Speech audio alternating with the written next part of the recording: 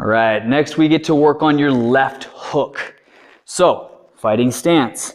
A left hook usually comes right after the cross. Your body is already chambered. It's already twisted and loaded like a spring, ready to strike with that left hook. So you notice immediately that I squash the bug. So imagine as if you have a bug or a cigarette underneath your toe on your left side and you're squashing it and pivoting right there. My arm is staying tight to my body. So I'm not going to lead with my body and swing wildly with my arm because this long lever and all that power is going to hurt my shoulder. So we keep it 90 degrees, right, and just lower than shoulder height. So all of the movement happens really from my hips and my torso.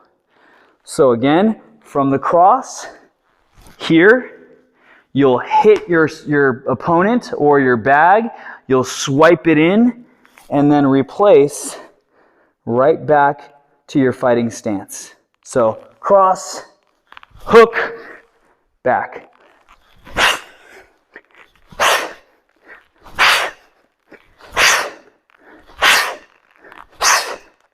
You can also use your bag.